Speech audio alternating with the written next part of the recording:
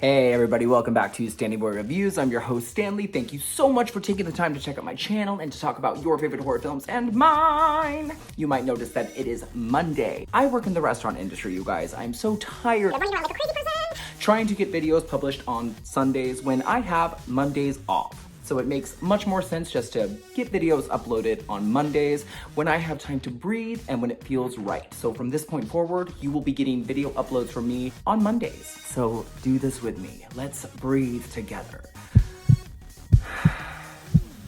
Doesn't that feel nice?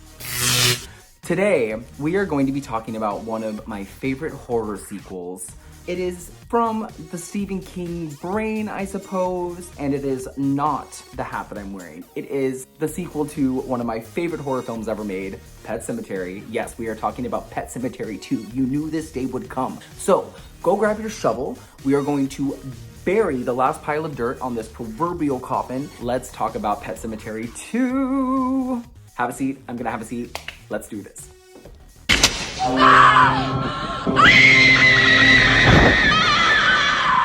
Pet Sematary 2 was released 3 years after its predecessor, and it follows a teenage outcast, Jeff, played by Edward Furlong, fresh off the T2 fame, who is forced to move from Hollywood with his veterinarian dad, Chase, after the death of his movie star mom.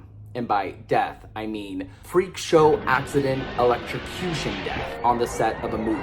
Talk about an opening sequence, you guys. So Chase plans on taking over the vet clinic in Ludlow, and Jeff enrolls in the local middle school. Basically, the family is off to a fresh start. Sooner than later, Jeff is introduced to our favorite resting place for dead pets. And furthermore, we are introduced to one of the most iconic characters in horror movie history, at least in my useless opinion. And this would be Gus. He is the local sheriff and stepdad to chub boy Drew, played by Jason McGuire, who is another young outcast who becomes Jeff's best friend. One night, crazy Gus shoots Drew's dog, Zowie, and this is probably one of the most excruciating scenes ever filmed.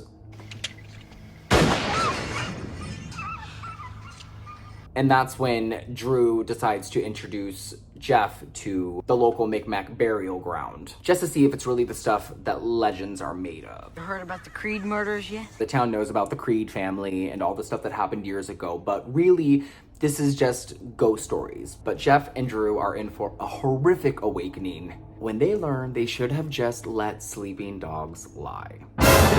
So, Pet Sematary 2 was met with horrible reception by critics. Critics were super harsh on it. They said that it was pretty bad. They called it generally unfavorable, not good at all, and said that it stank like the dead. Sure, it made its money back. It made $17.1 million on an $8 million budget. It has a 23% on Rotten Tomatoes. Now, as far as I go, and I've said it 1,000 times, maybe even more, Pet Sematary is the scariest film I have ever seen personally, and I hold it in very, very, very high regards. I was 6 years old when Pet Sematary 2 came out, and I think I probably saw it around the same time. So when I first saw it, it scared me, naturally. But as the years have gone by, it's not so much scary as it is fun. It's still impressive on a few fronts, but one thing they did get wrong, for sure, 100%, is the location. They filmed this movie in Georgia, and I will never understand why. It's set in the fall, and the leaves are beautiful. It's pretty, like the movie takes place during Halloween, but it's still enough to take you out of it. If you're a fan of the original, you know that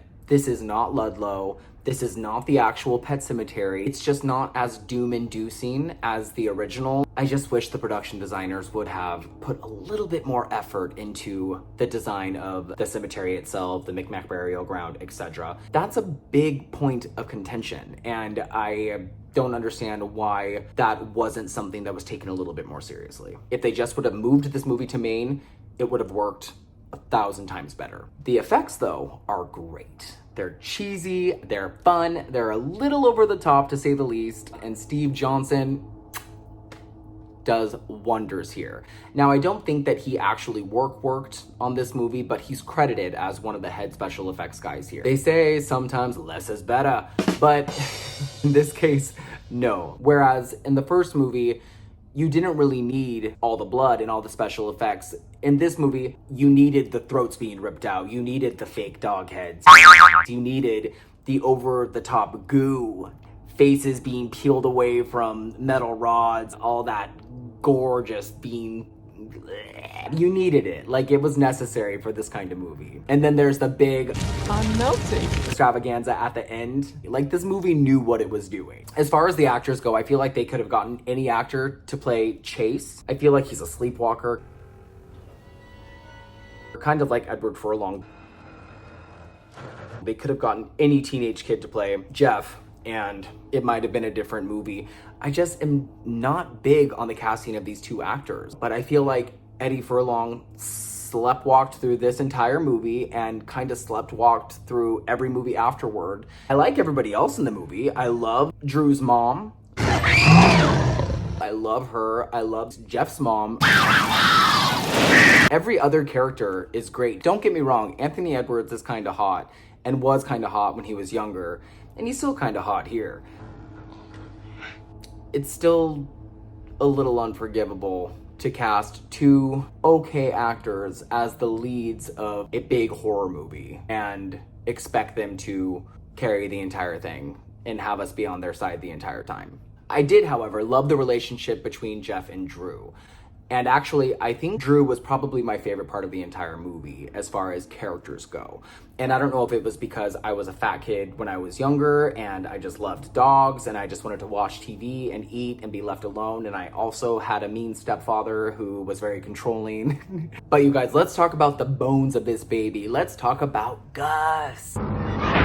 Gus. No brain, no pain, baby. Gus is this movie. Clancy Brown. What a psychopath. What a performance. He knows what kind of movie he's in. He just chomps up the scenery, man. And the soundtrack, you guys. Oh, of course, I had the soundtrack. My goodness. It just did not disappoint. Just like the first movie, it really contributes to the mood. And this movie is a mood. Like, there are certain parts of this movie where you're like, whew. Like, as campy as it is, there are particular parts that provide a certain... whatever that means. And I think composer Mark Governor really understood the assignment. Where Elliot Goldenthal used choral gloom in the first movie, Governor uses like electrical guitar riffs and bands like L7 and Tracy Lords to really envelope the terror in this one. And yes, I said terror because, again, there are some parts in this movie that are kind of scary. So if you guys haven't heard the soundtrack, I really suggest it. There's a song on this called Fading Away by Jan King, especially in the scene that it's in. It's just... So yeah, was Pet Sematary 2 necessary?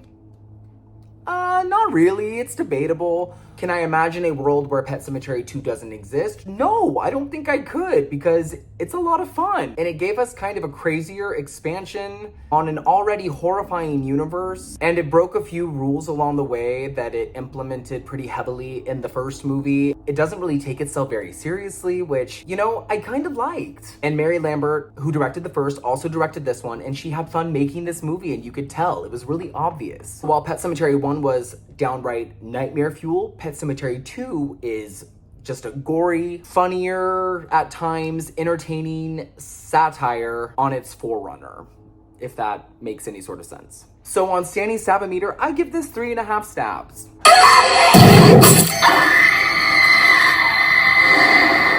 I think it's a worthy follow-up, you guys. It's got a bitchin' soundtrack. It's got somewhat good performances from like half of the cast. I love that Pet Sematary 2 took everything that the first one did and said, f*** off, let's have some fun. And I really respect that. And I always have. I've always really liked this movie. I've never not liked this movie. And it's got a weird batshit script by Richard Outten. I think over the years, it's gotten a lot more love than it has ever received in the past. I don't know. I really like it, and I recommend it to anybody. And if you haven't seen it, go watch it. And if you haven't seen Pet Sematary yet, what the hell are you doing? Go watch Pet Sematary. And watch the remake. They're fun movies. This whole entire series is a lot of fun, and I'm really looking forward to the whole Paramount Plus prequel story that is supposed to be coming out eventually. I'm really looking forward to whatever happens next that is set prior. So, what say you guys? Have you seen Pet Sematary 2? Do you plan to watch Pet Sematary 2? I think you should.